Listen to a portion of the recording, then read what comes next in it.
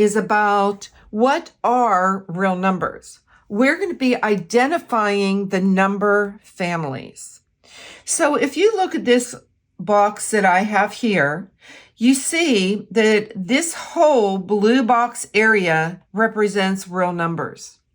And then real numbers are divided up into two different groups. One, you have irrational numbers, and irrational numbers can't be expressed as a ratio of two integers. So it could be something like 4 pi. It could be something like the square root of 20. Whenever you have anything in a square root symbol, this can be simplified, but there will still be a number in there. It is an irrational number. Rational numbers are what we talk about mostly when we're dealing with when we're dealing with numbers.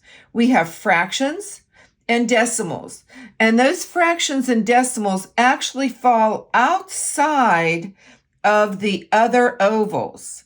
And notice we have positive fractions of 3/4, a negative fraction of -1/2. Decimals can be terminating like 5/10 or repeating like 3/10.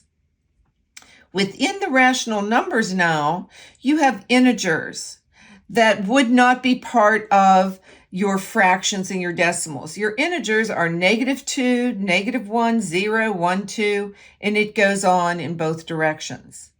And then within this integer circle, we can also break it down into what we call whole numbers. And whole numbers start with a 0, and that O in whole helps me to remember that. And notice it's 0, 1, 2, 3. So it's our positive integers only. And finally, going down into one more set of numbers, natural numbers are what we call our counting numbers.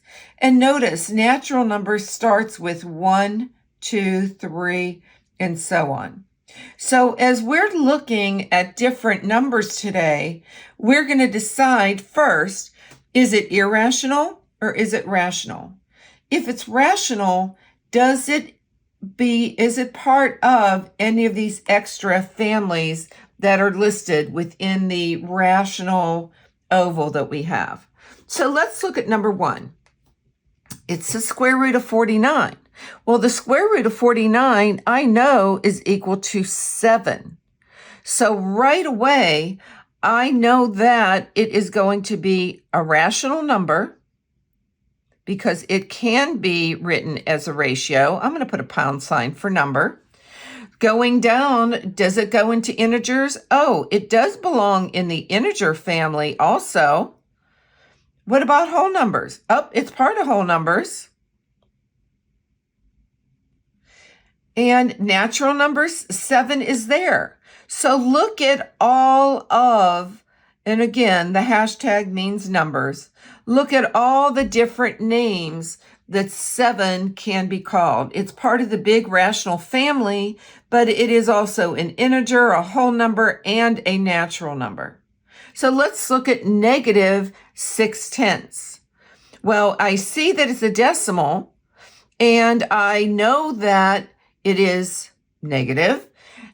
So I'm looking at my family. So it is a rational number,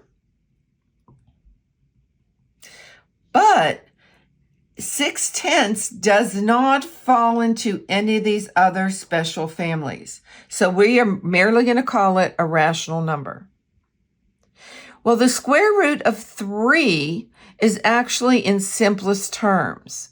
And if you put it in your calculator, you would end up getting a number that would just go on. And we cannot write this as a ratio of two integers. So this is irrational.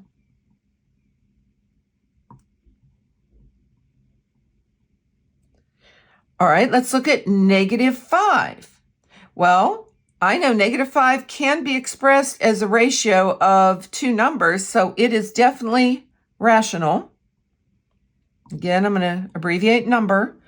I see with integers, I can have a negative, so it is an integer. But when I look at the other two families, they have to be positive. So those are the only two names that -5 is associated with. So now we have 4/5. Well, this is definitely even expressed as a ratio of two integers. And I'm looking and I see that it is part of the rational number family. And it's on the outside because these other family names are only their numbers that are not fractionals or decimal parts. So that's it. And so now we have 0. Well, 0, it is a rational number. I'm looking, it's part of integers. Is it part of whole numbers? Yes, because that 0 is there. That 0 or the O in whole reminds me. So it is part of whole numbers, but it is not part of the natural family, the natural numbers, because it starts with the 1. And last, we have pi. Well, we know pi is definitely an irrational number. It cannot be expressed as a ratio of two integers. It goes on forever and it does not repeat. If this video was helpful to you today, please add a like, comment, and most importantly, subscribe for more Math with Marcia. See you again soon.